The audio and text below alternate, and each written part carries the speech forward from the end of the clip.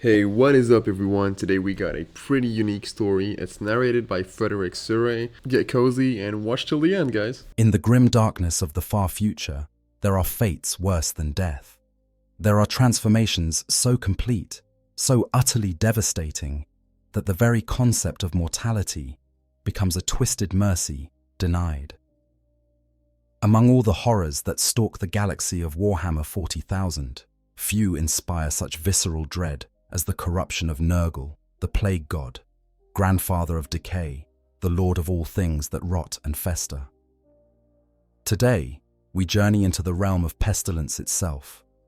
We will explore what happens when Nurgle's gaze falls upon you, when his gifts begin their inexorable work, transforming flesh, mind, and soul into something that exists in the terrible space between life and death. This is not a story of quick ends or merciful oblivion.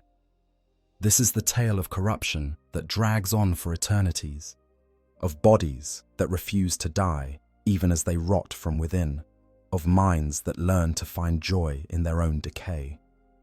Understanding Nurgle requires us to look beyond simple concepts of disease and death. He is not merely a god of plagues, though that is certainly part of his domain. Nurgle represents something far more fundamental to the human condition. He is the embodiment of despair and the dark acceptance that follows, the moment when hope finally dies and is replaced by a kind of terrible, peaceful surrender. He is entropy made manifest, the slow decay of all things, the inevitable rot that claims even the mightiest fortress, the proudest warrior, the most beautiful world. The Chaos God appears as a massive, bloated figure whose very form defies description, while simultaneously being all too easy to picture. His body is a mountain of diseased flesh, swollen to impossible proportions with corruption that seems to have no end. Greenish, leathery skin stretches across his immense frame, pockmarked with running sores that weep fluids best left unnamed. Boils the size of boulders dot his surface, some bursting to release clouds of pestilent flies, others swelling ever larger with pressures that build and release in rhythms as ancient as decay itself. His inner organs spill from ruptured skin, hanging like grotesque ornaments around his massive girth. These are not dead tissues, but living things in their own right, pulsing with unnatural vitality even as they rot. From these organs burst forth the Nurglings, tiny demons that resemble miniature versions of their grandfather, giggling and playful as they feast upon the corruption that spawned them. These creatures are the very essence of Nurgle's perverse joy, the laughter of decay, the mirth found in morbidity. But what makes Nurgle truly terrifying is not his appearance, hideous though it may be. What chills the soul is his demeanor, his personality, his approach to his followers. Unlike the rage of Khorne or the plotting of Tzeentch, Nurgle is described as almost cheerful, even loving. He is Grandfather Nurgle, Papa Nurgle, father of plagues. He loves his followers with a paternal affection that would be touching if it were not so utterly horrifying.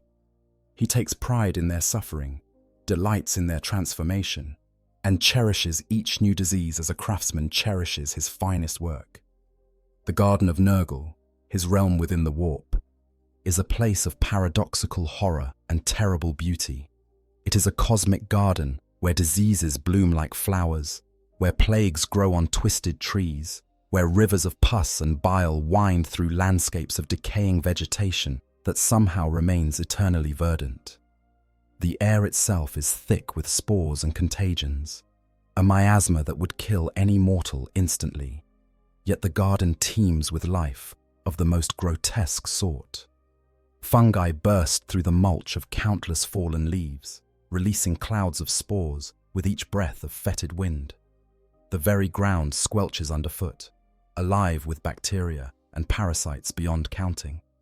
At the heart of this garden stands Nurgle's mansion, a structure of rotted timbers and broken walls that somehow maintains its integrity, despite appearing on the verge of complete collapse.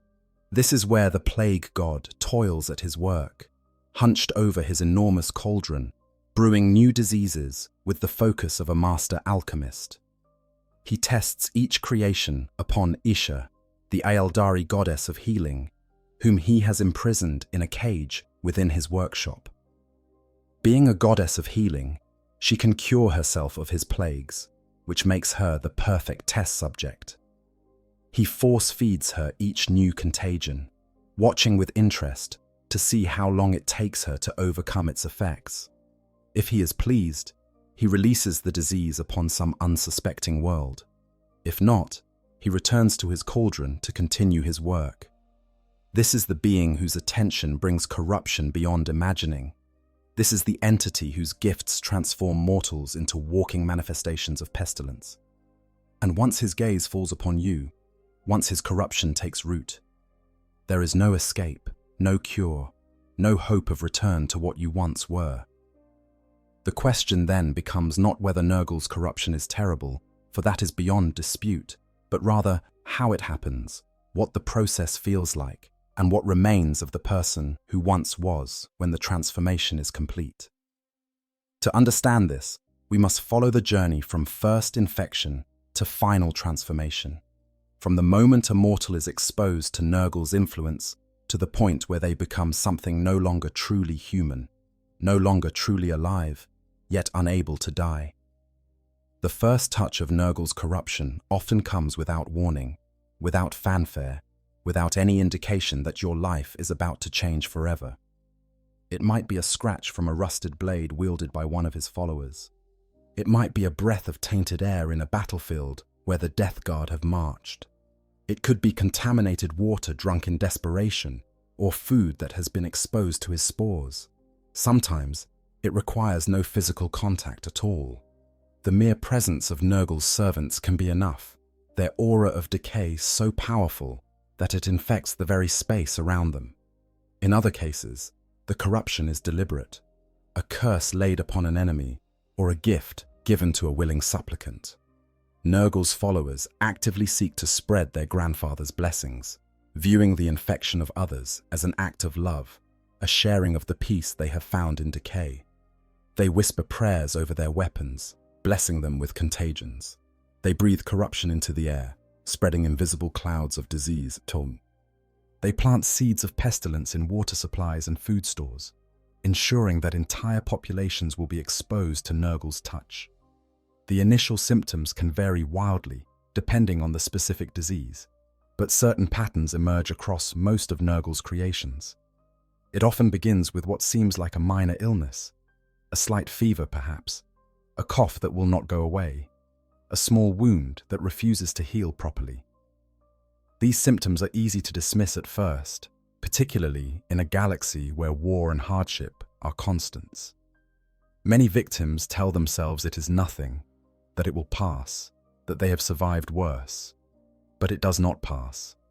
The fever climbs slowly, degree by degree, never quite reaching levels that would indicate immediate danger, but never receding either. The cough deepens, becoming wet and productive, bringing up fluids that grow progressively darker and more viscous. The wound begins to fester, its edges turning an unhealthy greenish black, weeping fluids that smell of rot and corruption. Then come the boils. They appear seemingly overnight, pustules that rise from the skin like small mountains, filled with pus and other substances that defy medical classification. They hurt at first, a constant aching throb that makes movement painful. But as the corruption deepens, something strange begins to happen. The pain starts to fade, not because the boils are healing, but because the nerve endings themselves are being corrupted, transformed into something that no longer processes sensation in the same way. The bloating begins next. The victim's body starts to swell, tissues filling with fluids and gases produced by the diseases ravaging their system. Their belly distends, becoming round and hard, pressing against their clothing until seams begin to strain and tear. Their limbs thicken, joints becoming stiff and difficult to move. Their face puffs up, features becoming indistinct beneath layers of swollen flesh. This is where many diseases would kill their host, where the body would finally surrender to the overwhelming assault and shut down. But Nurgle's plagues are different. They are crafted not to kill quickly, but to transform. The victim finds that even as their body swells and rots, they remain conscious, aware, alive in a way that defies all medical understanding. Their superhuman constitution, if they are Astartes, becomes a curse rather than a blessing. Where a normal human might die and find peace, Space Marines endure. Their enhanced biology keeping them alive through torments that would kill a lesser being 1,000 times over. During these early stages, the psychological assault begins in earnest. The victim watches their body transform, sees the corruption spreading, feels themselves becoming something other than what they were. Horror and revulsion are natural responses. Many resist, fighting against the changes with every fiber of their being. They pray to the Emperor, if they are Imperial citizens.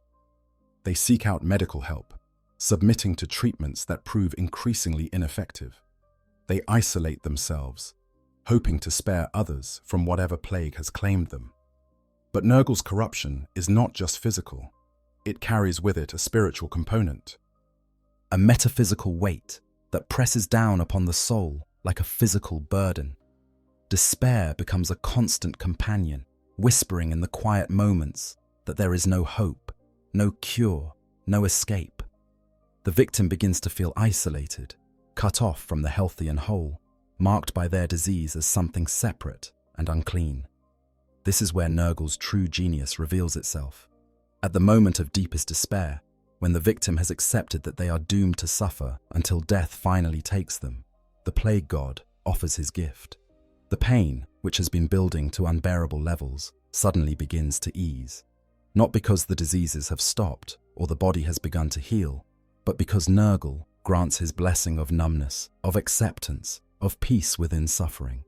The relief is overwhelming, intoxicating, seductive beyond measure. After days, weeks, or months of agony, the sudden absence of pain feels like a miracle. The victim's gratitude wells up, often before they realize to whom that gratitude is directed. They begin to see their corruption not as a curse, but as a transformation, not as the end of life, but as a transition to a new form of existence. The psychological shift is subtle at first.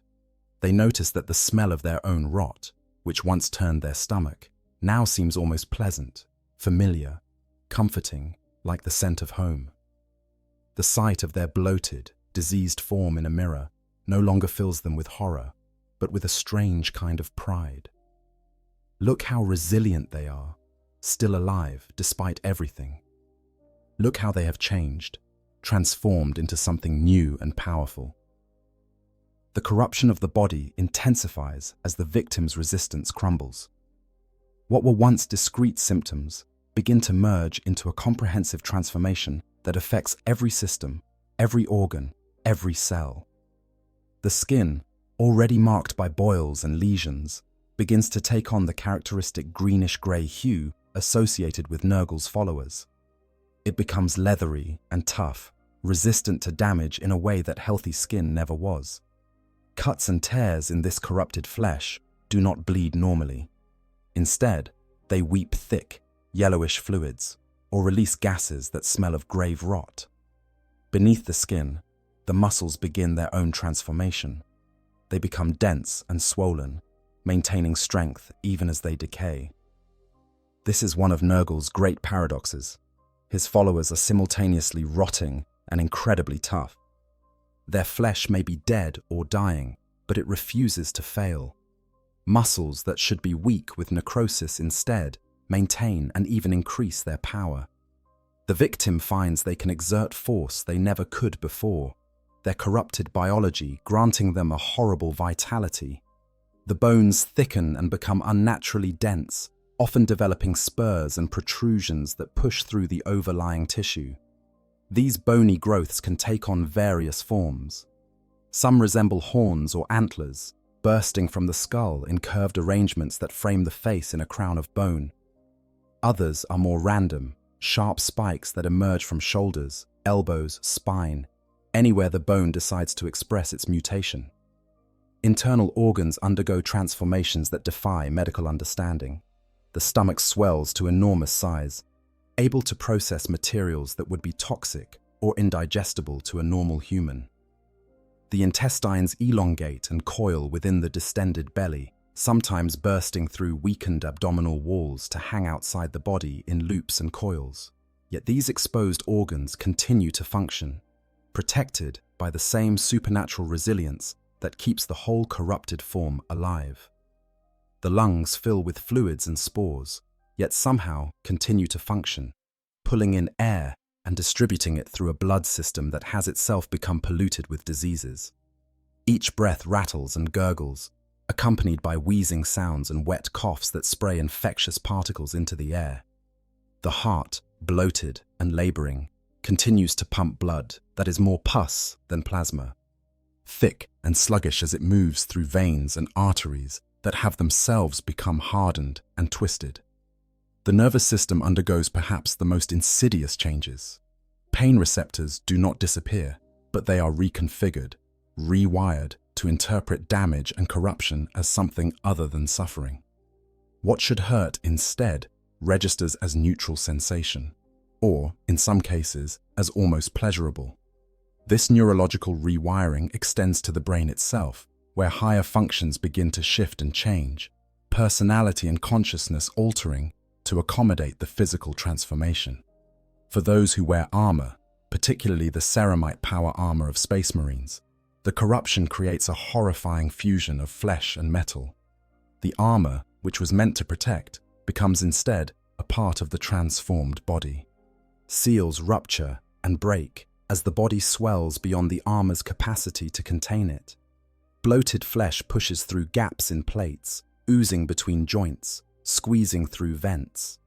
In time, the distinction between armor and flesh becomes meaningless.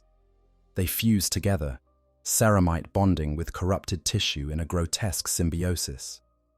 The helmet, once a proud symbol of the Adeptus Astartes, becomes a prison and a part of the face.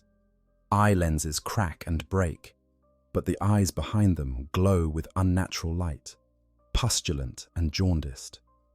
Breathing grills clog with fluids and spores, yet they continue to function, filtering air for lungs that no longer need clean oxygen.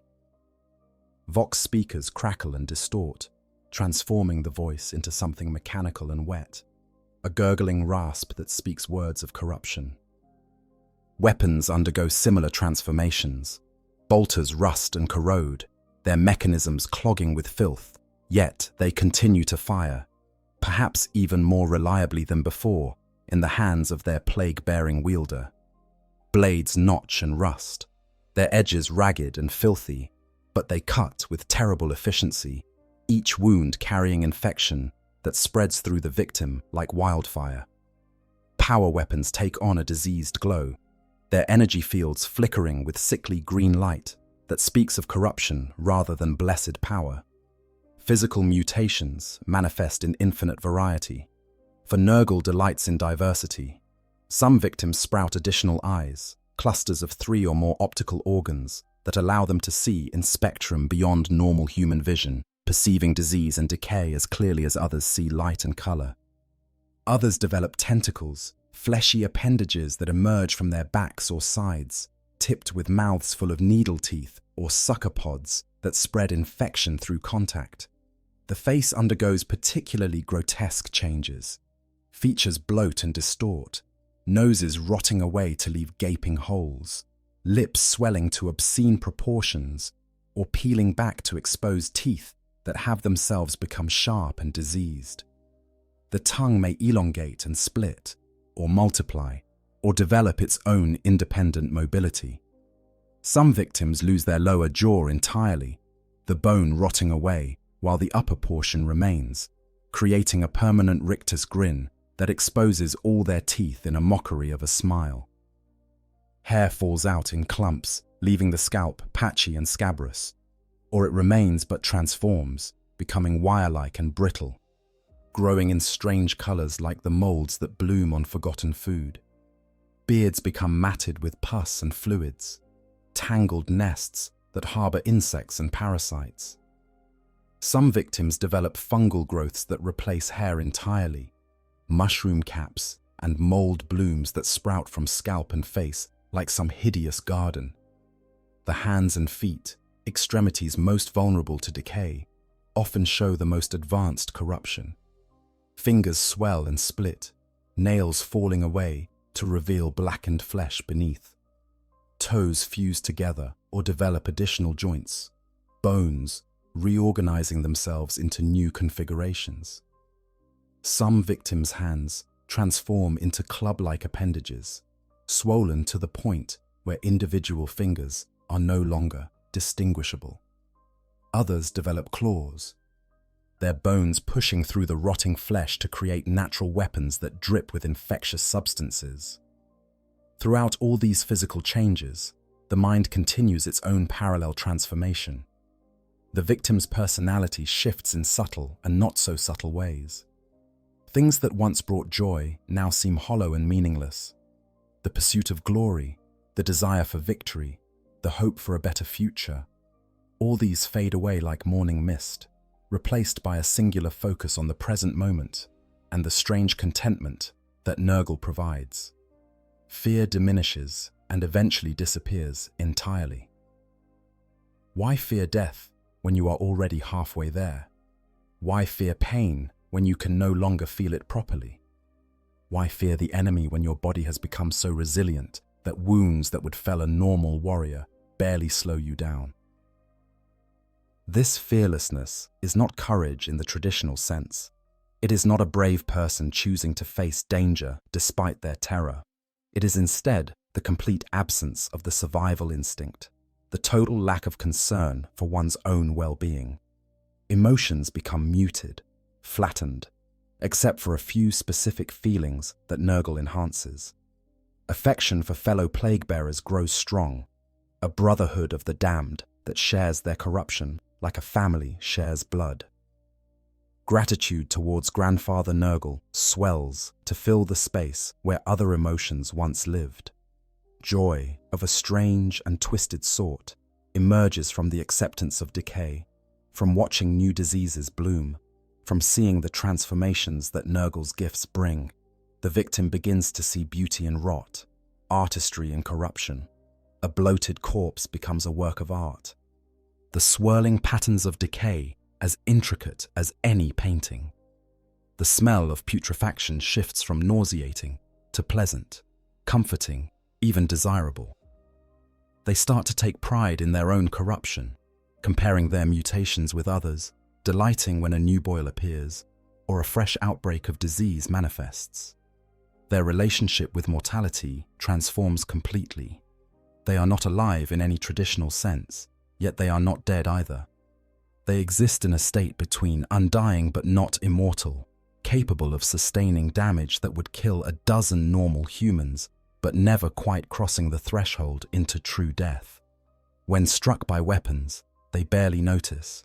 When limbs are severed, they fight on with whatever remains.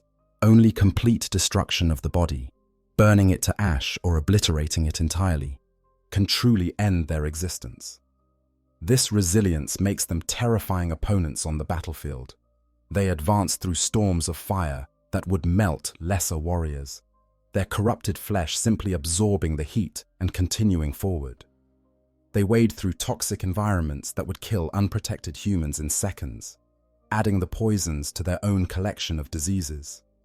They fight with a relentless, implacable determination that owes nothing to courage and everything to the simple fact that they cannot be stopped by conventional means.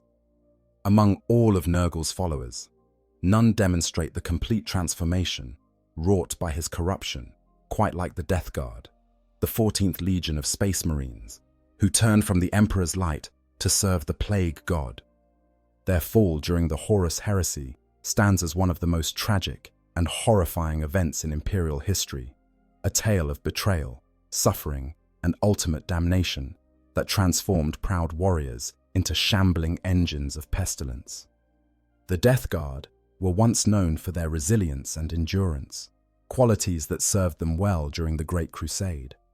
Under their Primarch Mortarion, they specialized in wars of attrition, grinding campaigns in toxic environments where other legions would falter. They were methodical, disciplined, efficient. They did not seek glory or recognition, only the completion of their assigned tasks, no matter how difficult or unpleasant. Their primarch, Mortarion, had been raised on the poison world of Barbarous, where he learned to endure toxins that would kill normal humans instantly. This background shaped his entire worldview and the culture of his legion. He taught his sons to embrace suffering as a tool to outlast any enemy through sheer determination and physical resilience. He had a particular hatred for psychers and those who relied on what he saw as shortcuts and tricks, rather than honest strength and endurance. When Horus turned against the Emperor and the galaxy descended into civil war, Mortarion sided with the War Master, though his reasons were complex and not entirely aligned with Horus's goals. He saw the Emperor's vision for humanity as tyrannical, another form of the oppression he had fought against on Barbarous. He believed that by siding with Horus, he was fighting for freedom from tyranny. He did not yet understand that he was simply trading one master for another, far worse. The betrayal that would doom the Death Guard came not from the Emperor or from external enemies, but from within their own ranks. Callus Typhon, the first captain of the Death Guard, had secretly pledged himself to Nurgle years before. He had been corrupted slowly, subtly, his hatred and ambition being shaped and directed by the plague god's influence. Typhon saw in Nurgle what Mortarion could not yet perceive, a path to power that transcended mortal limitations, a way to become something greater than even a space marine.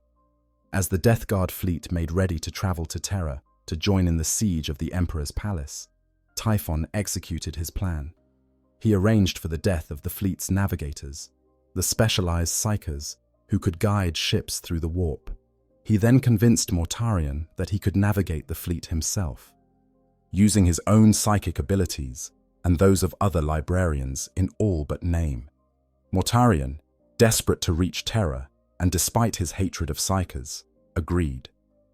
Instead of guiding them to Terra, Typhon led the entire Death Guard fleet deep into the warp, into a region that belonged to Nurgle. There, becalmed in the shifting tides of chaos, unable to advance or retreat, the fleet became a prison for the entire legion. And then the plagues began. The Destroyer Plague was the first and most devastating of Nurgle's gifts to the Death Guard. It came in the form of flies, demon insects that emerged from the warp itself to infest every ship in the fleet. These flies were not like any natural creature. They were manifestations of disease itself, carrying within their bodies pestilences crafted by Nurgle over millennia. The flies entered the bodies of the Death Guard through any opening they could find, crawling into mouths and noses, burrowing into wounds, invading through eye sockets and ears. Once inside, they laid their eggs, thousands upon thousands of them, depositing them in the organs and tissues of their unwilling hosts. These eggs hatched rapidly, the larvae feeding on the flesh from within, growing fat and bloated before pupating and emerging as new generations of plague flies. For the Death Guard, this should have meant death. Any normal human would have died within hours of infection, their bodies unable to sustain the massive damage being inflicted. But the Astartes' physiology, enhanced and toughened by the Emperor's genecraft, proved to be both blessing and curse. Their bodies could withstand the damage. Their enhanced immune systems fought against the infection. Their redundant organs provided backup systems when primary ones failed.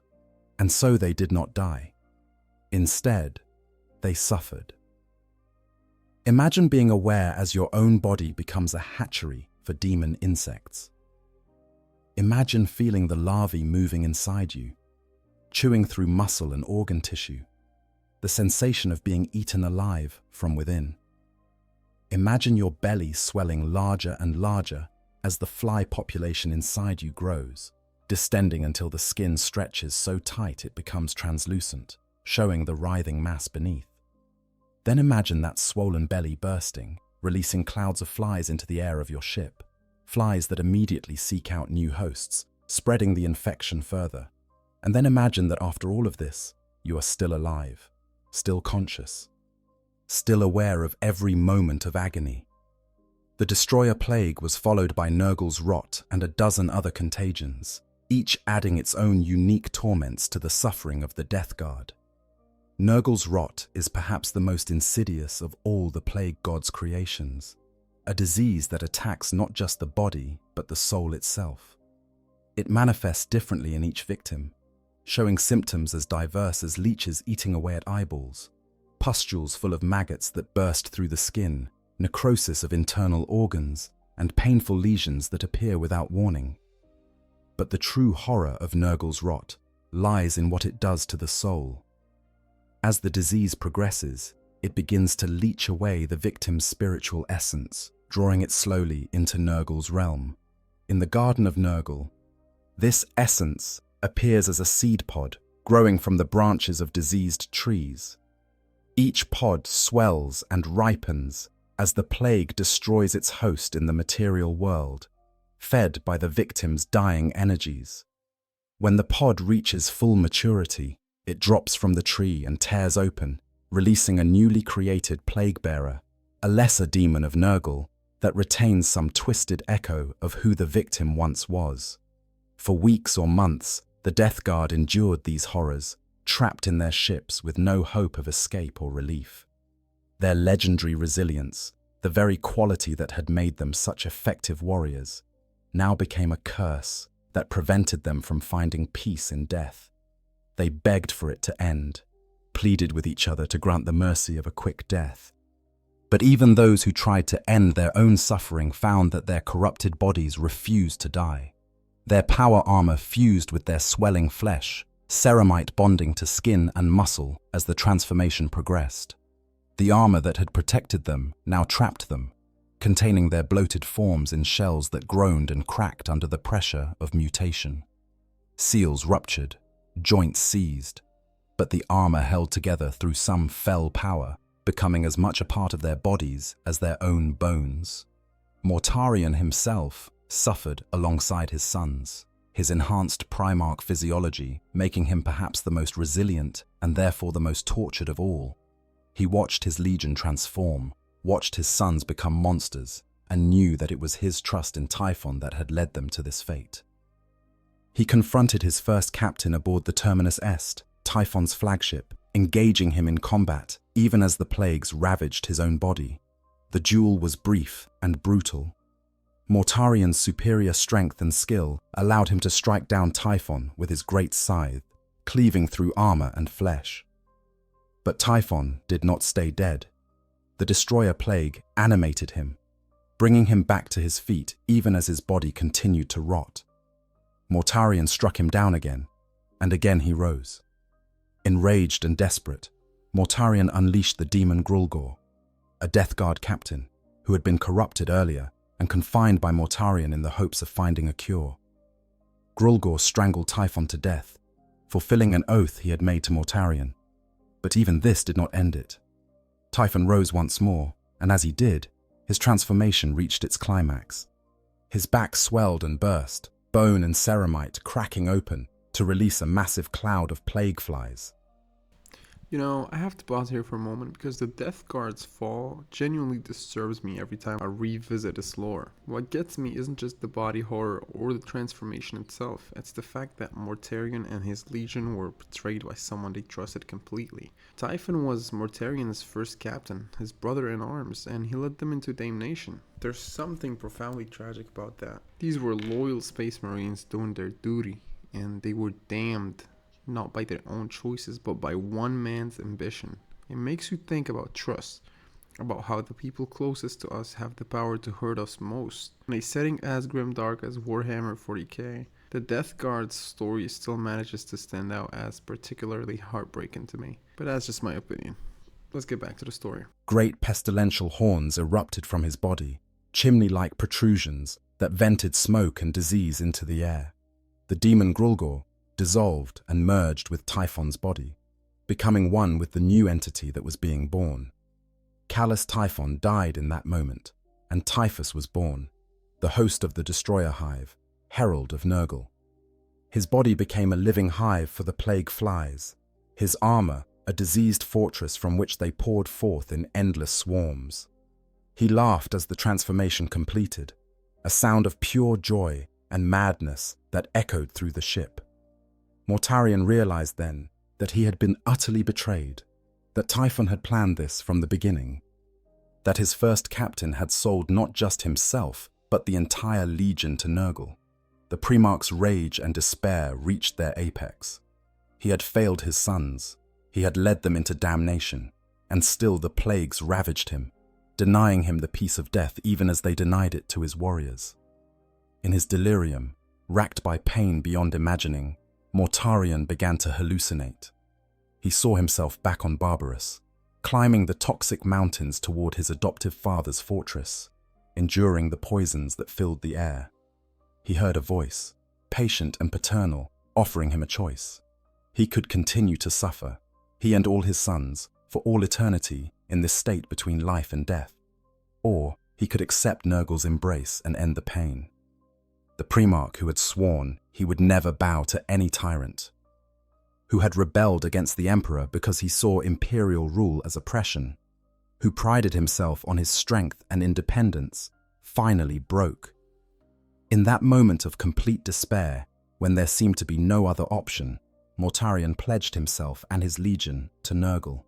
The transformation that followed was instant and total. The pain stopped, replaced by the blessed numbness that Nurgle grants to his favored children. The Death Guard rose to their feet, their bodies no longer sources of agony but of strange comfort. They looked upon their rotting forms and saw not corruption, but evolution, not damnation, but ascension. They had become Plague Marines, the chosen warriors of the Plague God. Their armor, which had been the proud ceramite of loyalist Space Marines, was now rusted and corroded, green and brown, with rot and oxidation. It leaked fluids from countless breaches, oozed pus from every joint. Yet it was stronger than before, held together by the will of Nurgle and the energies of the warp. Their weapons, similarly corrupted, functioned with terrible efficiency, blessed by their new patron to spread disease with every shot, every strike. The Death Guard emerged from the warp fundamentally changed. Where once there had been disciplined warriors who endured suffering out of duty, there were now beings who reveled in corruption, who spread disease with the joy of children sharing gifts. They no longer remembered pain as something to be avoided or endured. They had transcended it entirely, entering a state where physical suffering held no meaning. Mortarion himself underwent the most dramatic transformation of all. Already massive as a Primarch, he swelled to even greater size, his body bloating with corruption until he was a towering figure that dwarfed even other Primarchs. Great wings erupted from his back, tattered and pockmarked with holes. Membranes thin as parchment stretched between bones that should not be able to support flight yet somehow did.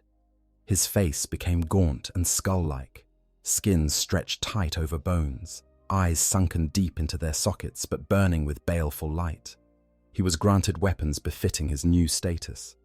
Silence, his great scythe, became even more terrible, its blade edged with teeth that could tear through the hull of a titan, stained with the blood of worlds.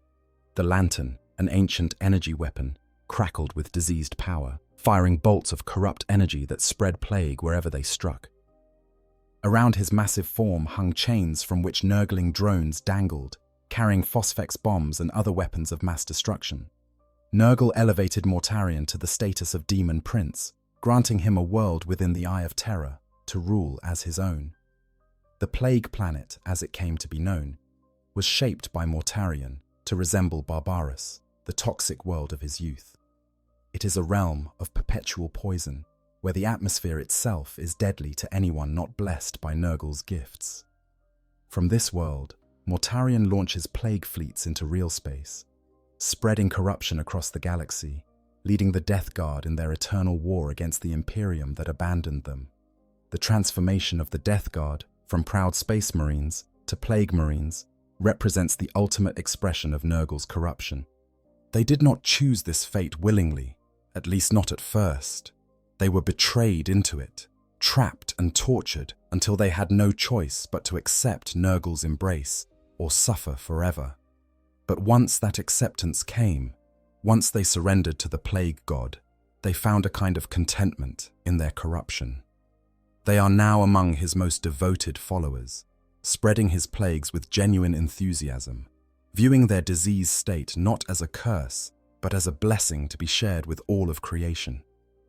While the Death Guard represent the most famous and comprehensive transformation of Space Marines into servants of Nurgle, the Plague God's arsenal of diseases extends far beyond what claimed the 14th Legion.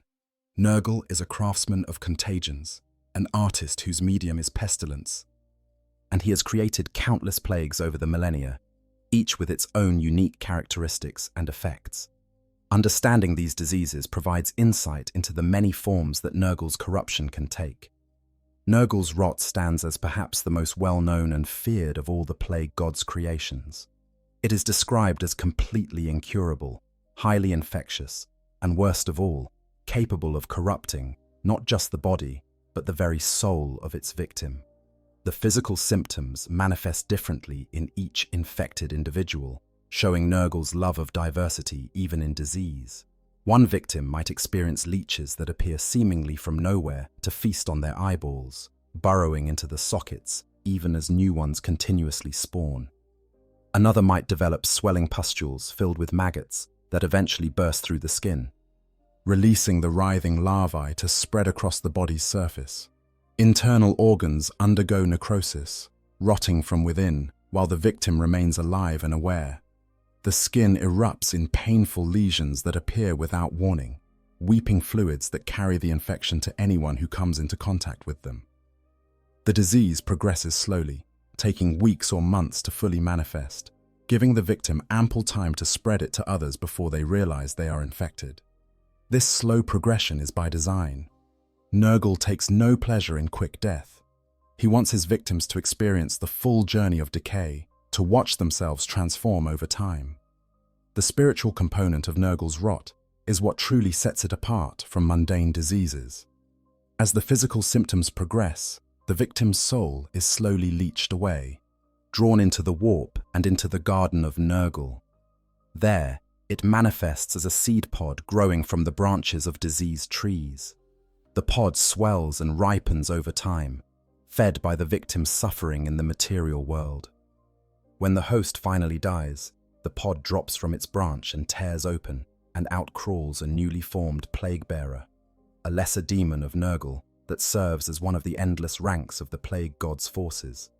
Some victims, aware of this fate, undertake what are known as death quests. They seek out dangerous situations, hoping to be killed in battle before the disease can claim their soul for Nurgle. But this escape is not guaranteed. A mortal who resists the infection for a significant period, fighting against it with all their will and strength, creates an equally long incubation period for their demon form. When their pod finally opens, what emerges is larger, tougher, and more disgusting than the average plague bearer, sometimes becoming a herald of Nurgle rather than a common demon. The Destroyer Plague, which claimed the Death Guard, is considered one of the most horrific contagions in Nurgle's vast arsenal. It manifests as warp-spawned flies that infest every orifice of the infected body. These demon insects are not simply vehicles for disease, but are themselves expressions of the plague, each fly carrying within it enough corruption to fell a normal human. When they infest a victim, they lay their eggs in the organs and tissues, particularly favoring the abdomen and intestinal tract. The eggs hatch rapidly, producing larvae that feed voraciously on the host's flesh. The victim's abdomen becomes distended and bloated as the fly population within grows exponentially.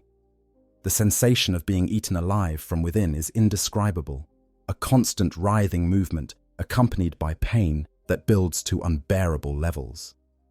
Eventually, the pressure becomes too great and the abdomen bursts open, releasing another wave of plague flies to spread the contagion further. What makes the Destroyer Plague particularly devastating is that it was specifically designed to overcome the resilience of Space Marines. Against normal humans, it is universally and rapidly fatal. But against Astartes, With their enhanced physiology and redundant organs, it cannot kill quickly. Instead, it transforms them into hosts for the plague itself, walking hives that spread the infection wherever they go. When Callus Typhon absorbed the full power of the Destroyer Plague, he became the host of the Destroyer Hive, his entire body a living incubator for these demon flies that pour forth from vents and cracks in his armor in endless clouds. The Walking Pox represents a newer addition to Nurgle's collection, though calling any of his diseases truly new is somewhat misleading, given the timeless nature of the warp. This particular plague transforms its victims into poxwalkers, a form of plague zombie that retains a horrible consciousness despite being functionally dead. The walking pox can spread through both air and liquids, making it extremely difficult to contain once an outbreak begins. The transformation occurs in stages. In the initial phase, the infected individual becomes what some inquisitors call a groaner. They shamble and moan, their body beginning to shut down and rot even as they remain aware and conscious. The victim feels their flesh dying around them, experiences the decay spreading through their tissues, but they cannot die. They are trapped in their own corpse, a prisoner in rotting meat that continues to move and act under some fell compulsion. If the groaner dies, either from the disease's progression or from external violence, they do not find peace. Instead, they rise again, entering the second stage of transformation into a full poxwalker. Additional mutations manifest: horns that burst from the skull, clusters of eyes that sprout in groups of 3, tentacles that emerge from unexpected places on the body. These mutations are painful in their formation, but become sources of strength in the finished poxwalker. Poxwalkers are crude fighters at best, wielding improvised weapons or simply using their own diseased bodies as weapons. They bite and claw and bludgeon, overwhelming enemies through sheer numbers and relentless advance. What makes them truly dangerous is their groan, a sound that emerges from their rotting throats in volumes that seem impossible for dead vocal cords to produce. This cacophony is more than just noise. It is a vector for the walking pox itself, a spiritual contagion that can damage the souls of nearby living creatures and spread the disease even to those who have had no physical contact with the poxwalkers. Typhus, the herald of Nurgle, is particularly associated with the walking pox.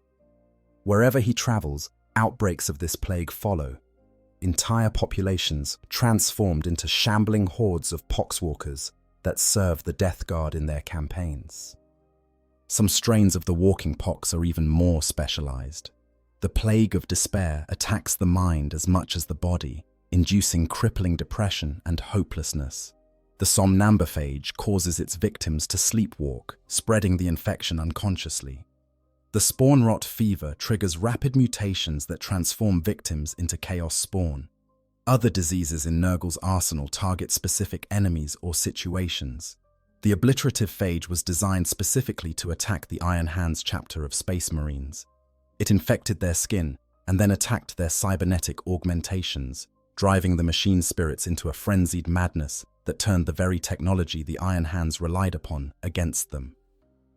The Bone Rack, created by the great unclean one Kugath, attacks the skeletal system, causing bones to become brittle and fracture easily, while simultaneously causing them to grow additional spurs and protrusions that tear through the overlying flesh.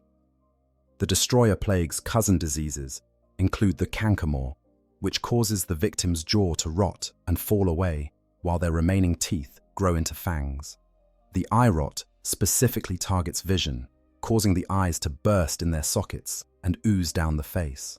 The oozing pox covers the victim in weeping sores that never fully scab over, creating a constant dripping that leaves trails of infectious fluid wherever the victim walks. Each of these diseases serves a purpose in Nurgle's grand design. Some are meant to kill quickly, creating mass casualties that feed his power. Others are designed to linger, to transform the infected into vectors for further contamination. Still others serve to demonstrate the full extent of his creativity, to show that there is no limit to the forms that corruption can take. And all of them carry within them the seed of acceptance, the promise that by surrendering to Nurgle, the pain will cease and peace can be found within decay. The victims of these plagues, once they have accepted Nurgle's gifts, become spreaders of corruption themselves. They actively seek to infect others, viewing it as an act of generosity, a sharing of the joy they have found in their transformed state. They bless their weapons with disease, breathe contagion into the air, contaminate water sources and food supplies. Some become walking laboratories. Their bodies host to multiple strains of different plagues that intermingle and mutate within them, creating new variants that Nurgle has never seen before. The plague god delights in these spontaneous evolutions of his diseases. He encourages his followers to experiment, to mix different infections, to see what new horrors might emerge from the combination. A follower who creates a particularly interesting new strain might find themselves specially blessed, elevated in status among Nurgle's servants, or even granted demonhood if their creation is deemed worthy enough.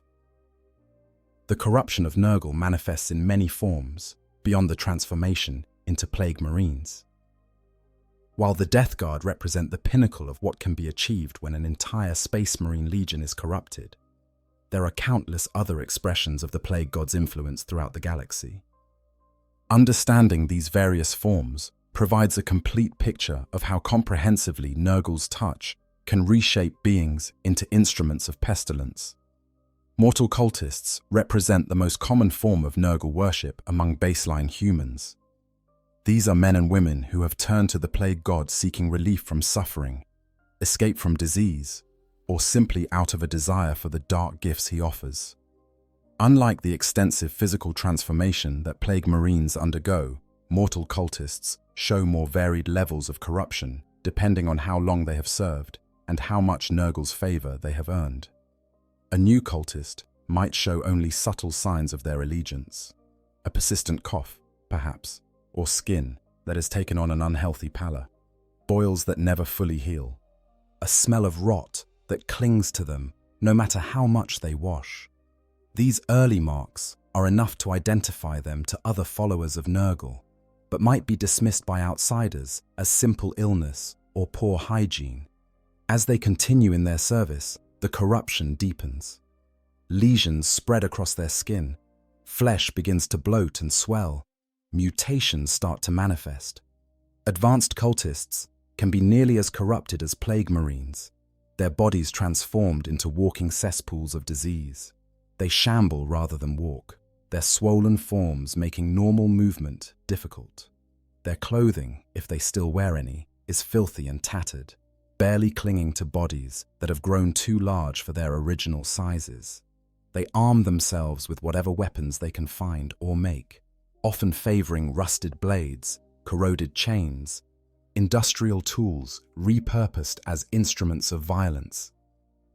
These cultists retain their minds and personalities more fully than poxwalkers do, making them dangerous in different ways.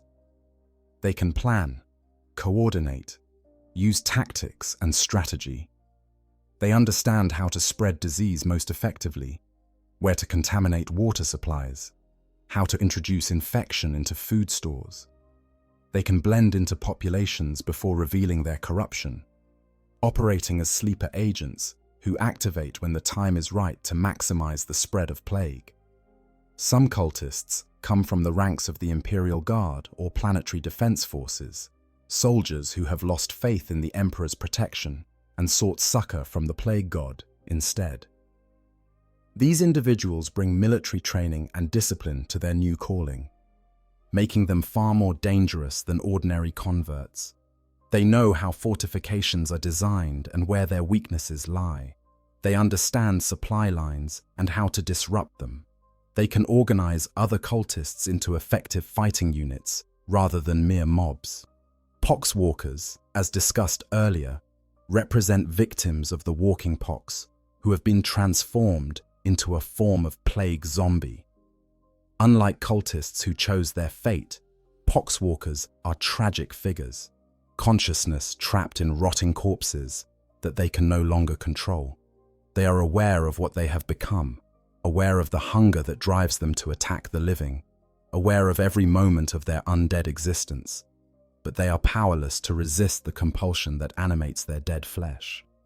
Their bodies continue to mutate even after death, sprouting horns and extra eyes, developing tentacles and other appendages. These mutations serve to make them more effective weapons for Nurgle's forces. The horns can gore and impale. The extra eyes provide wider fields of vision. The tentacles can grasp and restrain victims. But these adaptations come at no comfort to the consciousness within, which remains fully aware of its degradation and powerless to stop it. Poxwalkers are typically deployed in large hordes, shambling masses that overwhelm enemies through sheer numbers and relentless advance. They feel no fear, no pain, no fatigue. They cannot be demoralized or routed. They advance until they are destroyed completely, or until their victims flee or fall. Individual poxwalkers are not particularly dangerous to well-armed soldiers, but in groups of dozens or hundreds, they become an overwhelming tide of rotting flesh and grasping hands. Those cultists and soldiers who prove themselves in Nurgle's service over time may be granted greater gifts, transforming them into more powerful entities. Plague champions emerge from the ranks of mortal cultists, individuals blessed with enhanced strength and resilience that approaches that of plague marines. They lead warbands of lesser cultists, serving as the mortal face of Nurgle's hierarchy. Some champions eventually ascend even higher, becoming demon princes in their own right, though this is rare for mortals and usually requires exceptional service or particularly impressive acts of corruption. Beastmen who worship Nurgle, known as pestigors, represent another form of corrupted follower. These creatures, already mutants rejected by Imperial society, find acceptance in Nurgle's embrace. They wallow in filth and disease, their bestial nature making them well-suited to lives of squalor and corruption. Pestigors often serve as scouts and outriders for larger Nurgle forces, their animal instincts and physical prowess making them effective raiders and ambushers. The chaos spawn of Nurgle represents the fate of those who gain too much of the plague god's attention too quickly, or who fail in their service in ways that earn his displeasure. These are beings so mutated that they have lost all semblance of their original form, becoming tangles of diseased flesh, writhing tentacles, snapping mouths, and weeping sores. They retain no intelligence, no personality, nothing of who they once were. They are simply weapons of living corruption, set loose upon Nurgle's enemies to spread disease and terror. At the far end of the spectrum of corruption lie the demonic servants of Nurgle, beings that are not transformed mortals, but entities born from the plague, God's own essence. Plague bearers are the most common of these, lesser demons that form the backbone of Nurgle's demonic armies. They appear as rotting humanoid figures with a single burning eye, their bodies racked with disease and clutching rusted swords that drip with corruption. Despite their putrid appearance, they possess a bizarre efficiency in battle, methodically tallying their kills and carefully accounting for every plague they spread. Great Unclean Ones are the greater demons of Nurgle, massive entities that resemble bloated versions of the plague, God himself.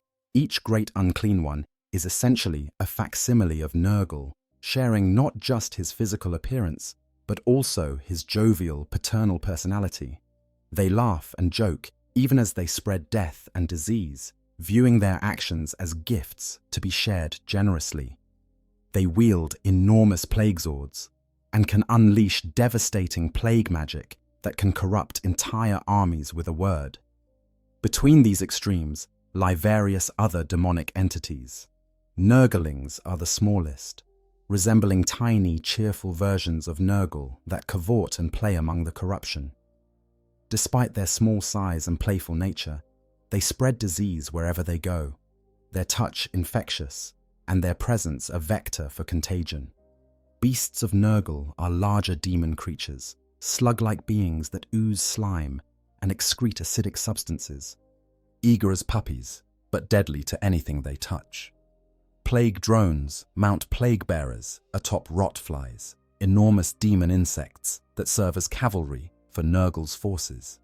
The combination of demon warrior and demon mount creates a terrifying aerial threat that spreads disease from above.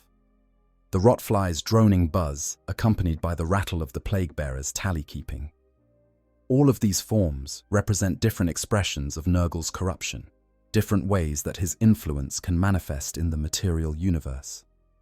From the lowliest cultist just beginning their journey into corruption, to the mightiest demon prince or great unclean one, each serves a role in spreading the plague god's gifts throughout the galaxy. The journey from cultist to demon often takes lifetimes, with each stage bringing new gifts and new horrors. A mortal might begin as a simple, diseased follower, progress to become a plague champion, ascend to demon princehood, and eventually, perhaps, even become something greater. Though what lies beyond even demonhood in Nurgle's service is known only to the plague god himself. Among all of Nurgle's servants, few inspire as much terror and revulsion as Typhus, the herald of the plague god, the host of the destroyer hive, the traveler who brings death to worlds. His transformation from Callous Typhon, first captain of the Death Guard, to his current state represents one of the most complete and horrifying examples of Nurgle's corruption in all of Imperial history. Typhus was born as Callous Typhon on the world of Barbarous, a half-breed child of an overlord and a human woman. His mother was drowned by her fellow villagers for her transgression, leaving the young Typhon to grow up as an outcast among outcasts. From his earliest years, he was troubled by psychic phenomena he could not control. Objects would shatter around him when he was angry or frightened. Plants would wither under his gaze. These phantom powers terrified him initially, but he eventually learned to master them through sheer force of will, a feat that impressed even the hardened warriors of Barbarous. When Mortarion rebelled against the overlords and began his campaign to free Barbarous, Typhon was among the first to join him. Indeed, he was the first person Mortarion encountered after his rebellion began, and he helped guide the Primarch to safety. This early connection forged a bond between them that would last for decades, with Typhon rising to become Mortarion's most trusted captain when the Emperor finally arrived and the Death Guard Legion was born. But Typhon's loyalty to Mortarion was never absolute. He had been corrupted long before the Horus heresy began. Seduced by promises of power that transcended what even a Primarch could offer. The warrior lodges that Erebus had introduced to spread chaos corruption throughout the legions found fertile ground in Typhon's ambition and resentment. He hated that he had to suppress his psychic abilities to conform to Mortarion's hatred of psykers. He chafed at serving under a Primarch when he believed himself capable of so much more. Nurgle recognized this ambition and cultivated it carefully. The plague. God whispered to Typhon through dreams and visions, showing him the power that awaited those who embraced decay. He offered not just strength, but a kind of immortality, an existence beyond death, where pain and suffering would become sources of power rather than weaknesses to be endured. Typhon listened and was seduced, pledging himself to Nurgle years before he would lead the Death Guard into their doom. The plan to corrupt the entire Death Guard Legion was Typhon's masterwork, a betrayal so complete and so carefully orchestrated that it ensured his place among Nurgle's greatest champions. He arranged for the death of the fleet's navigators, framing them as traitors and executing them with his Grave Warden Terminators. He then convinced Mortarion that he could navigate the fleet to Terra using librarians who were such in everything but name, exploiting his Primarch's desperation to reach the Imperial Palace despite Mortarion's hatred of psykers. But Typhon had no intention of reaching Terra. Instead, he led the entire Death Guard fleet into a trap, guiding them into regions of the warp that belonged to Nurgle. There, becalmed and helpless, the Death Guard could do nothing but suffer as the plagues began. Typhon himself remained on the bridge of the Terminus Est, the only member of his ship's crew who did not succumb immediately to the diseases that ravaged the fleet. When Mortarion finally confronted Typhon, the duel that followed was brief but significant. Mortarion struck down his first captain with his great scythe, killing him.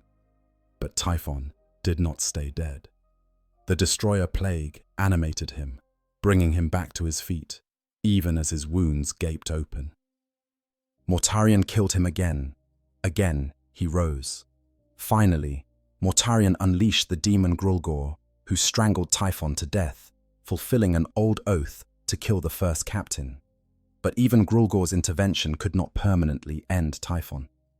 Instead, it triggered his final transformation. As Typhon's body lay lifeless, the destroyer plague that had ravaged the Death Guard fleet began to gather, to concentrate, to find a host worthy of containing its full power. That host was Typhon. The plague flies that had infested the fleet swarmed to his corpse, entering it through every orifice, filling it from within. His body began to swell, growing larger and more bloated as the flies packed themselves into every available space. His back bulged and then burst open, bone and ceramite shattering to release massive horn-like protrusions. Chimneys of bone that vented clouds of plague flies and toxic smoke. The daemon Grulgor dissolved, his essence merging with Typhon's body, becoming part of the new entity that was being born. The transformation was agonizing and ecstatic in equal measure. Typhon's skin bonded with his armor, the ceramite and flesh fusing into a single substance. Great pestilential funnels grew from his body, structures that served as both vents for the plague flies and as weapons that could spew miasmas of destruction. His internal organs became hives for demon insects, his entire being restructured to serve as a vessel for the ultimate corruption. When the transformation completed, Callous Typhon was gone. In his place stood Typhus, herald of Nurgle and host of the destroyer hive. He laughed at Mortarion's horror, a sound of pure joy and madness.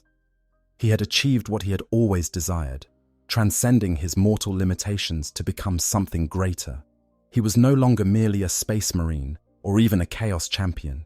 He had become a living plague, an engine of corruption that spread disease simply by existing. The destroyer hive that inhabits Typhus is not a passive infection.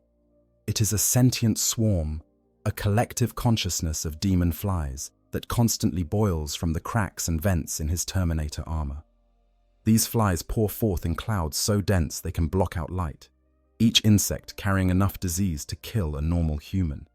They swarm around Typhus in a perpetual storm, their droning buzz audible from great distances, their presence fouling the air and spreading infection to everything nearby. In combat, Typhus wields his demon weapon, the Man Reaper, a massive scythe that is both a demon weapon and a force weapon.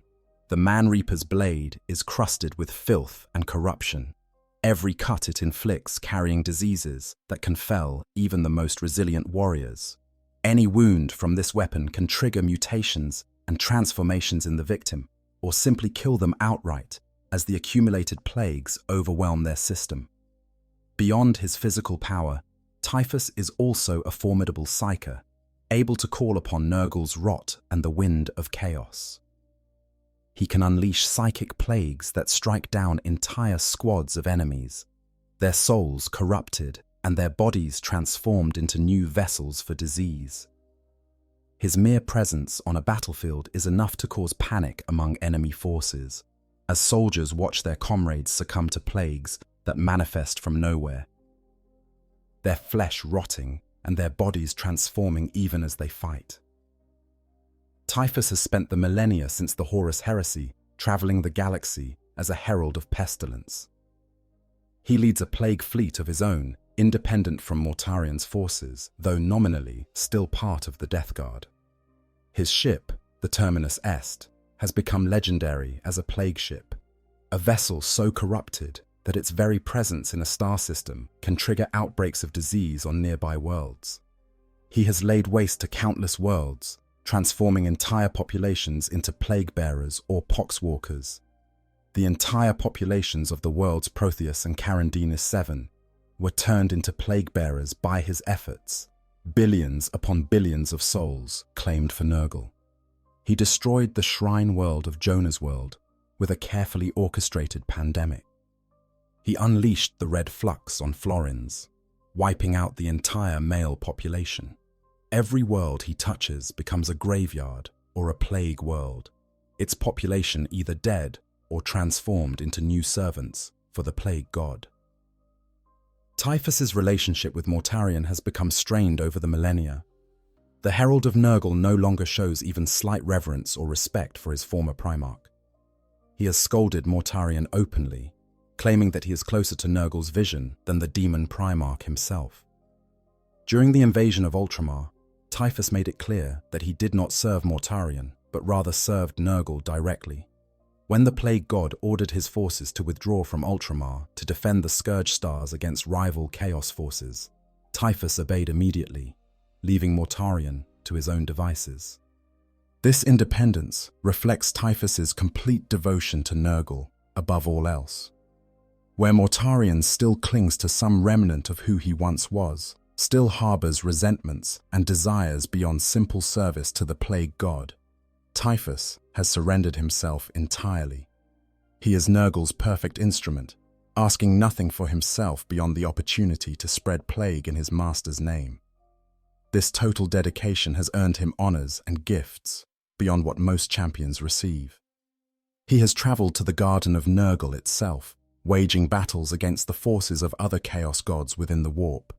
He killed the leader of a Hornate demon army and took its dog-headed guts as a gift for Nurgle's cauldron, an offering so pleasing that the Plague God allowed Typhus to dip the Man-Reaper into the filth at the base of his throne. Typhus represents the endpoint of corruption for one who willingly embraces Nurgle's gifts. He is not tragic in the way that Mortarion is tragic, with his fall coming through betrayal and desperation. Typhus chose his fate knowingly and has never once regretted it. He revels in what he has become, finds joy in every plague he spreads, delights in the transformation of victims into new servants for Grandfather Nurgle. He is the traveler, wandering the galaxy eternally, bringing death and disease wherever he goes, and he could not be more content with his existence. If Typhus represents the willing corruption of a champion who chose Nurgle's path, then Mortarion represents the tragedy of a Primarch who resisted until he had no other choice. The demon Primarch of the Death Guard, the Pale King, the Lord of the Plague Planet. Mortarion's fall stands as one of the most profound betrayals in Imperial history, a tale of how pride, desperation, and betrayal can combine to damn even the mightiest warrior. Mortarion was found by the Emperor on Barbarous, a world shrouded in toxic fog, where human settlements huddled in the valleys, while overlords ruled from fortresses high in the poisonous mountains. The Primarch had been raised by one of these overlords, a necromancer who taught him cruelty and tyranny. But Mortarion rebelled against his adoptive father, gathering an army of humans and leading them in a campaign to free Barbarous from the overlord's rule.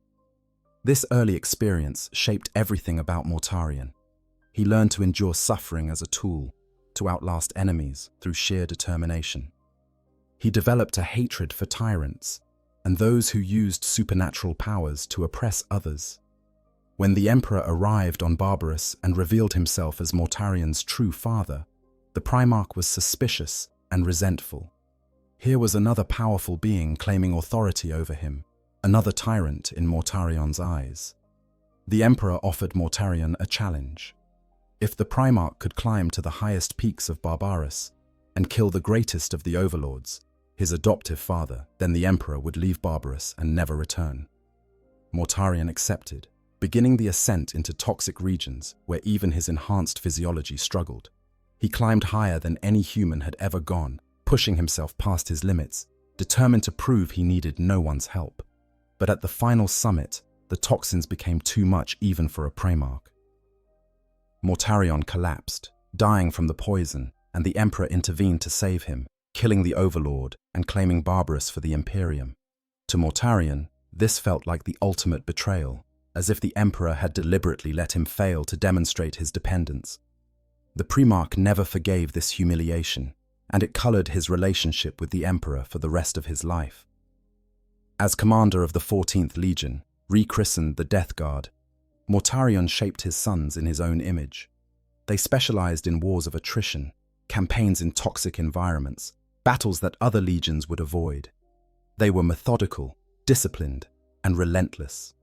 They did not seek glory, but rather the completion of their objectives, no matter how unpleasant or difficult. Under Mortarion's leadership, the Death Guard earned a reputation for being able to accomplish any task through sheer endurance and determination. When Horus turned against the Emperor and the galaxy descended into civil war, Mortarion sided with the War Master. His reasons were complex. He saw the Emperor's vision for humanity as tyrannical, another form of the oppression he had fought against on Barbarous. He believed that the imperial truth, which denied the existence of gods and the supernatural, was a lie that left humanity vulnerable to threats it did not understand. He thought that by joining Horus, he was fighting for freedom from tyranny. He did not know that his own first captain had been corrupted years earlier. He did not suspect that Cowlus Typhon had pledged himself to Nurgle and was even then laying plans to damn the entire legion. Mortarion trusted Typhon, viewed him as a brother despite their differences over the use of psychic powers. This trust would prove to be his undoing. When Typhon led the Death Guard fleet into Nurgle's trap, Mortarion found himself helpless to save his sons. He watched them suffer and transform, saw the proud warriors of the Death Guard reduced to bloated, diseased mockeries of what they had been. His own legendary resilience, the quality that had allowed him to climb the poisonous peaks of Barbarous, now became a curse that prevented him from finding peace in death as the plagues ravaged his body. The diseases attacked him with particular venom. His skin erupted in boils and lesions. His organs swelled and began to fail. Yet his Primarch physiology kept him alive through torments that would have killed even other Primarchs. His armor began to fuse with his flesh as his body bloated beyond its capacity to contain him. He felt his sons' suffering echoing through the fleet, heard their pleas for help, for relief, for death, and he could do nothing. When he confronted Typhon and discovered the extent of his first captain's betrayal, Mortarion's rage was overwhelming. He struck down Typhon again and again, but each time the Destroyer Plague brought him back. The realization that he had been utterly betrayed, that his trust had been used against him to damn his entire legion, was perhaps more painful than any physical torment the plagues inflicted. In his delirium, racked by pain beyond measure, Mortarion began to hallucinate. He saw himself back on Barbarous, climbing toward his adoptive father's fortress, the toxins filling his lungs and burning his throat. But this time, there would be no emperor to save him at the last moment. This time he would either endure or die, and death would not come. Then he heard Nurgle's voice, patient and understanding, offering him a choice. He could continue to suffer, he and all his sons, trapped in this state between life and death for all eternity. Or he could accept Nurgle's embrace. The pain would stop. His sons would find peace. All he had to do was pledge himself to the Plague God, surrender his pride and independence, bow to yet another master. Mortarion, who had sworn he would never bow to any tyrant, who had rebelled against the Emperor because he saw imperial rule as oppression, who prided himself on his strength and self-reliance, finally broke. He could endure his own suffering, but he could not bear to watch his sons endure eternally. In that moment of complete despair, he spoke the words that damned him forever, pledging himself and the Death Guard to Nurgle. The transformation was immediate and comprehensive. The pain stopped, replaced by the blessed numbness that Nurgle grants. But Mortarion's body did not return to its previous state. Instead, it evolved, transforming into something that was no longer remotely human. He grew larger, his already massive Primarch frame swelling to even greater size. His flesh took on a greyish-green pallor, skin becoming leathery and tough. His face became gaunt and skeletal, skin stretched tight over bones. eyes sinking deep into their sockets but burning with unholy light.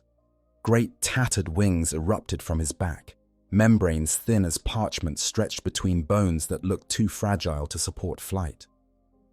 These wings were covered in holes and tears, rotted and diseased, yet they beat with power that carried his massive form aloft. From his back and shoulders, pestilential chimneys grew, venting toxic smoke and plague spores into the air wherever he went. His armor transformed as well, the barbaran plate that had protected him becoming something new. It rusted and corroded, taking on a greenish-brown patina of decay. Skulls and symbols of Nurgle appeared across its surface, some growing from the metal itself. The armor fused with his body, no longer something he wore, but something he was, ceramite and flesh becoming one. Nurgle granted him weapons befitting his new status. Silence, his great scythe, grew larger and more terrible, its blade now capable of cleaving through the armor of titans. The lantern, an ancient energy weapon he had carried since his days on Barbarus, crackled with corrupt power that could spread plague with every shot. Around him hung chains from which Nurgling drones dangled, carrying phosphex bombs and other weapons of destruction. The plague god elevated Mortarion to demon princehood, transforming him from a primarch into something that was part mortal, part daemon, wholly corrupted. He was granted a world within the Eye of Terror to rule as his own, a realm that came to be known simply as the Plague Planet. Mortarion shaped this world to resemble Barbarus, creating a toxic paradise of poison and disease where only those blessed by Nurgle could survive. From the Plague Planet, Mortarion launches his campaigns against the Imperium. He leads the Death Guard in plague wars that transform entire sectors into festering wastelands.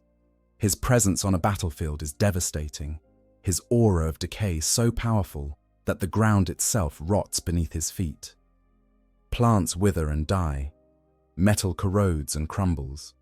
Even the air becomes thick with disease, making it difficult for enemies to breathe without inhaling infection. Mortarion wields psychic powers granted by Nurgle, able to unleash storms of flies, clouds of plague, and waves of rot that sweep across battlefields. His mere attention can cause enemies to sicken and die, their bodies betraying them as diseases manifest from within. He moves with terrible purpose, his scythe reaping souls with every swing, his presence alone enough to break the morale of all but the most stalwart defenders. Yet despite his power, despite the gifts Nurgle has granted him, Mortarion is not content. He still resents his transformation, still hates what he has become. He shaped his plague planet to resemble Barbarus out of a sick nostalgia for the world of his youth, but Typhus mocked this sentimentality, recognizing it as weakness. Mortarion still clings to remnants of who he was, still harbors his hatred for the Emperor, still dreams of what might have been if he had made different choices. During the invasion of Ultramar, in the wake of the Great Rift's opening, Mortarion led a massive force of Death Guard against the realm of his brother, Primarch Roboute Guilliman. He massacred entire worlds, transforming them into plague worlds to goad Guilliman into battle. His ultimate goal was to corrupt Ultramar itself, to transform the 500 worlds into an extension of the Garden of Nurgle, to claim them for the Plague God as his greatest triumph. He nearly succeeded. Working with the great unclean one Kugath, Mortarion created the Godblight, a disease specifically designed to be capable of killing even a Primarch. On the world of Eax, he faced Guilliman in battle, confident that his brother would fall to the Godblight and that Ultramar would be his. But he was ultimately defeated. Guilliman, empowered by the Emperor's own intervention, managing to strike him down and drive him back into the warp. This defeat highlighted the fundamental conflict within Mortarion. He tells himself that he is not a slave to chaos, that he serves Nurgle willingly and maintains his own agency. But the truth is that he is as much a prisoner as he ever was under the Emperor, perhaps even more so. He cannot die. He cannot escape. He is bound to Nurgle forever, serving the Plague God in an eternity of warfare and corruption. His relationship with Typhus reflects this internal conflict. The Herald of Nurgle has surpassed him in devotion to the plague god, serving with a joy and enthusiasm that Mortarion cannot match. Typhus obeys Nurgle directly, no longer showing any respect for Mortarion's authority. When Nurgle commands, Typhus moves immediately, sometimes abandoning Mortarion's campaigns to follow the plague god's will. This independence infuriates Mortarion, who sees it as yet another betrayal, but he is powerless to prevent it. Mortarion represents the tragedy of a being who fought against tyranny his entire life, only to end up serving the cruelest master of all. He resisted Nurgle's corruption until the last possible moment, held out longer than almost anyone else could have. But in the end, his love for his sons became the weapon used against him. He could endure his own suffering, but not theirs, and so he surrendered, damning himself to save them, only to realize too late that they were all damned together. Yet despite this tragedy, Mortarion remains one of the most powerful and dangerous beings in the galaxy. His campaigns have transformed hundreds of worlds into plague-ridden wastelands. His forces have slaughtered billions. He stands as a testament to Nurgle's power, proof that even the mightiest can fall to corruption, that no one is beyond the reach of the plague god's gifts. For those who have been corrupted by Nurgle, existence takes on a quality utterly alien to the uninfected. Daily life, purpose, relationships, all of these things transform in ways that reflect the comprehensive nature of the corruption. Understanding what it means to live as one of Nurgle's chosen provides the final piece in comprehending the totality of this transformation. The most fundamental shift is in how the corrupted experience time itself. Pain no longer marks the passage of moments. Urgency and fear no longer drive action.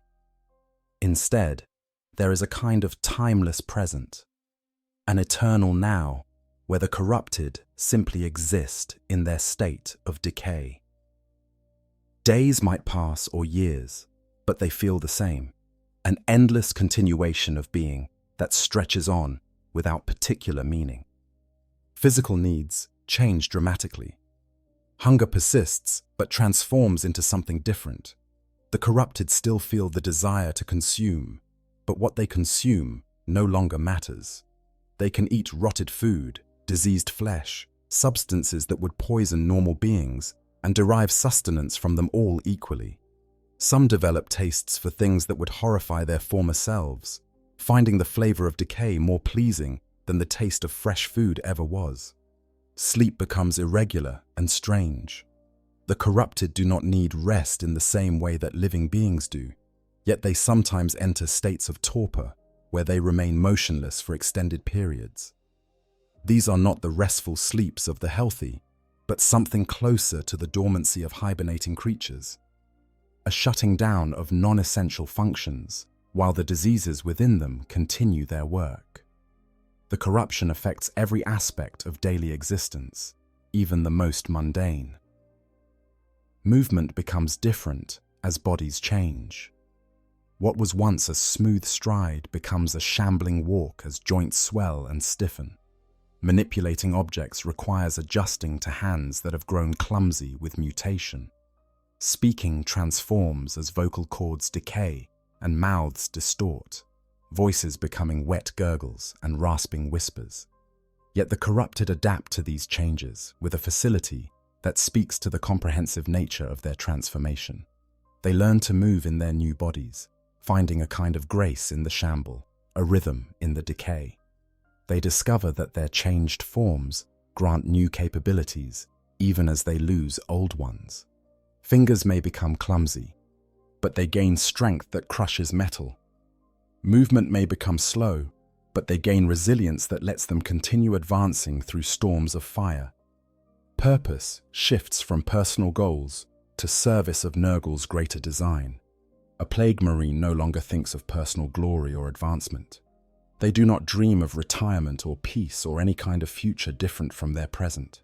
Instead, they focus on the immediate task before them, spreading disease, corrupting the uncorrupted, transforming the healthy into the diseased.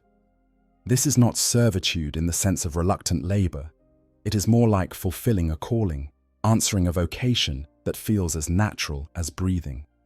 The corrupted develop a strange sort of professional pride in their work. They compare their diseases, discuss new strains of plague they have encountered, share techniques for maximum infection spread. A cultist who discovers an effective way to contaminate a water supply will eagerly share this knowledge with others. A plague marine who develops a new mutation will display it to his brothers, like a craftsman showing off a fine tool. Relationships among the corrupted take on a familial quality that mirrors Nurgle's own paternal nature. They call each other brother and sister, not in the formal sense of a military unit, but with genuine affection. They care for each other in their own strange way, tending to each other's diseases, helping those whose corruption has progressed to the point where they can no longer function independently, sharing the gifts of new plagues, with the enthusiasm of children sharing toys. This camaraderie extends across the hierarchies of Nurgle's forces. Plague Marines fight alongside mortal cultists without the disdain that other Chaos Space Marines might show to baseline humans. Great Unclean Ones are addressed as grandfather or uncle with genuine warmth. Even lowly Nurglings are treated with a kind of indulgent affection, their mischief tolerated and even encouraged. The corrupted find joy in things that would horrify normal beings. A new outbreak of disease is celebrated like a birthday. The successful corruption of an enemy becomes a cause for genuine happiness. The spread of a plague across a population is watched with the same pleasure that parents might take in watching their children grow. This is not sadism or cruelty in the traditional sense.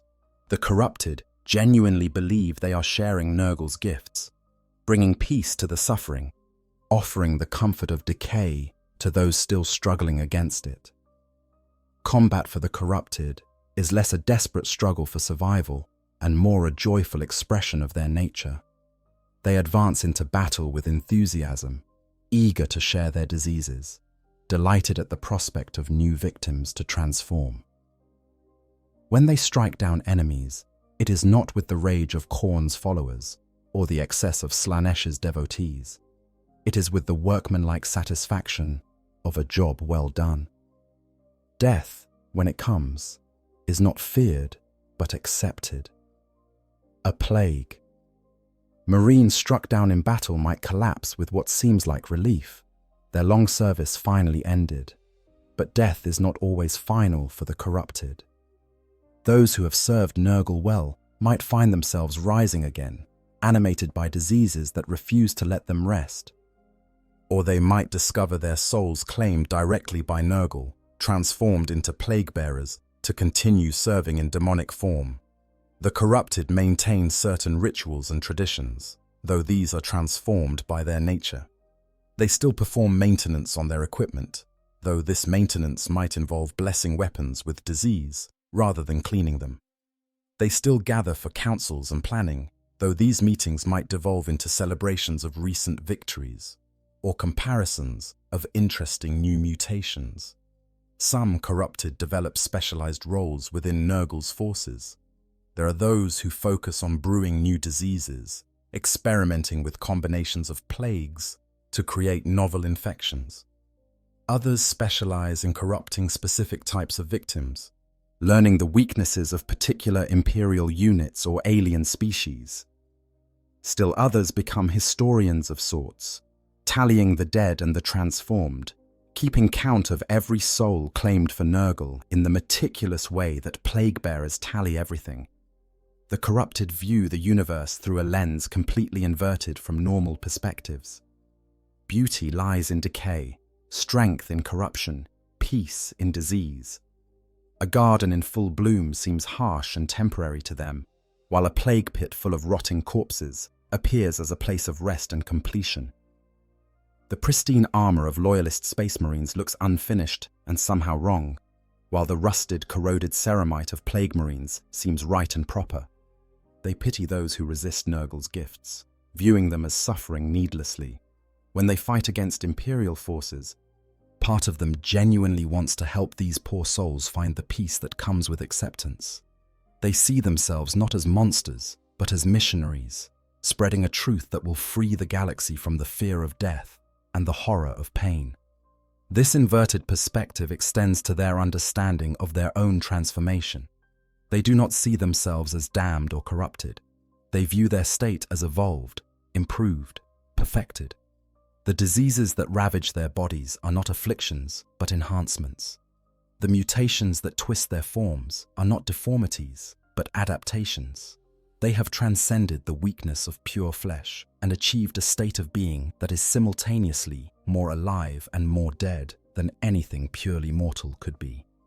In the grim darkness of the far future, where there is only war and the laughter of thirsting gods, Nurgle's corruption stands as perhaps the most insidious of all chaos's threats.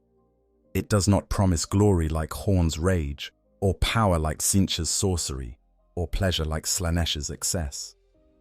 Instead, it offers something far more seductive to those who suffer: an end to pain, acceptance of mortality, peace within decay. The transformation from mortal being to plague-ridden servant of Nurgle is comprehensive and absolute. It affects the body at the cellular level, warping flesh and bone into new configurations that defy nature. It corrupts the mind, inverting values and perspectives until beauty is found in rot and joy in suffering.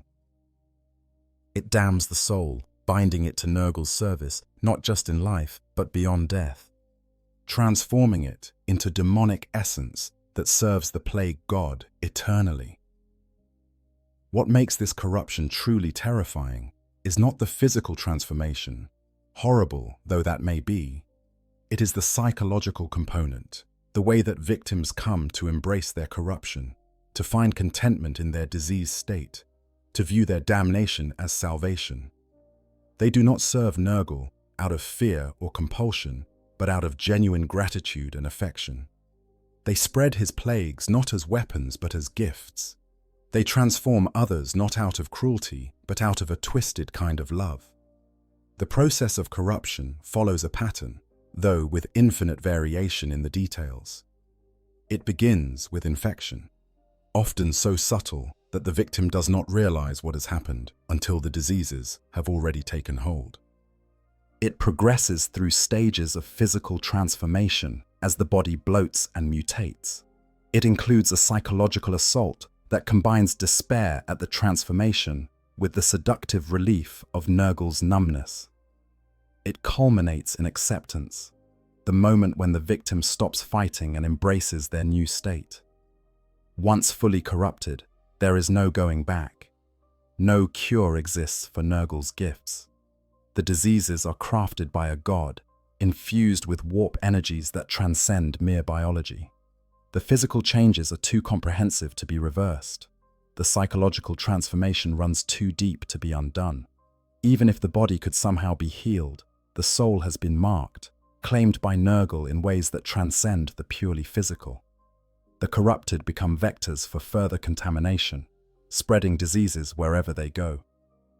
A single plague marine can infect an entire hive city if left unchecked.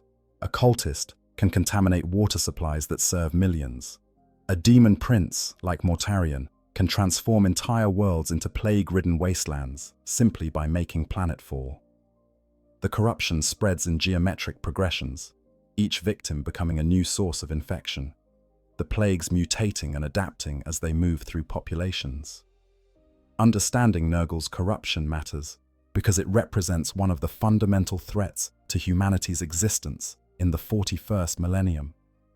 Unlike the sudden violence of Khorne's followers, or the bizarre transformations of Tzeentch's sorcerers, Nurgle's plagues can spread silently, invisibly, claiming populations before they even realize they are under attack. Entire sectors can fall to disease before the Imperium can mount an effective response. The tragic irony of Nurgle's corruption is that it often begins with the noblest of intentions. The Death Guard were trying to reach Terra to fight in a war they believed was just. Mortarion was trying to save his sons from suffering, Individual cultists often turn to Nurgle seeking relief from legitimate illness or injury. They reach out to him in desperation, in pain, in fear, and he answers with the promise of peace. And he delivers on that promise, after a fashion. The pain does stop. The fear does fade. Those who accept his gifts do find a kind of contentment in their corruption. But the price is everything that made them who they were, everything that made them human, everything that gave their existence meaning, beyond simple survival. They gain relief from suffering by losing the capacity to suffer, but in doing so, they also lose the capacity for genuine joy, for hope, for love of anything beyond Nurgle himself. In the end, Nurgle's corruption is the corruption of surrender, the transformation that comes from giving up the struggle and accepting decay. It is the peace of the grave extended to the living, the comfort of endings without the finality of death. It is existence without purpose beyond service, life without meaning beyond spreading disease, consciousness without the spark that makes it truly alive. For those who face Nurgle's forces on the battlefield, understanding this corruption is essential to fighting it effectively. The corrupted cannot be demoralized or frightened. They cannot be bought or reasoned with.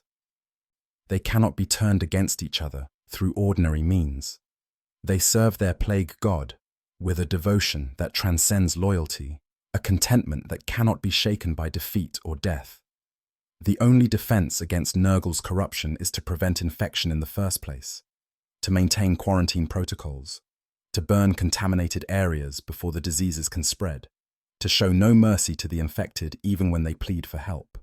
The Imperium's response to Nurgle's plagues is necessarily brutal, often involving the complete destruction of infected populations, the virus bombing of contaminated worlds, the extermination of anyone who might carry even a trace of the plague god's touch. This brutality is not cruelty, but necessity. A single, overlooked carrier can restart an outbreak. A moment of mercy toward the infected can do millions. The horror of Nurgle's corruption is that it transforms the natural human instinct for compassion into a weakness that can be exploited, turning every act of kindness toward the suffering into a potential vector for damnation. As you go about your day in our own reality, free from the literal plagues of Nurgle but not from the metaphorical ones, remember that this story of corruption speaks to deeper truths about despair, surrender, and the seductive nature of giving up the fight. The plague. God represents the dark comfort of acceptance without struggle, the peace that comes from embracing decay rather than fighting it. Thank you for joining me on this journey into one of Warhammer 40,000's darkest corners. If you found this exploration of Nurgle's corruption informative, please consider liking this video and subscribing to the channel for more deep dives into the lore of the 41st millennium. Until next time, stay vigilant, stay clean, and remember that in the grim darkness of the far future, even the mightiest can fall to corruption. The Emperor protects, but sometimes protection is not enough. I hope you guys enjoyed the story. Make sure to hit the subscribe, like, share button, whatever you want. Give me some feedback if there's any. And yeah, sleep well.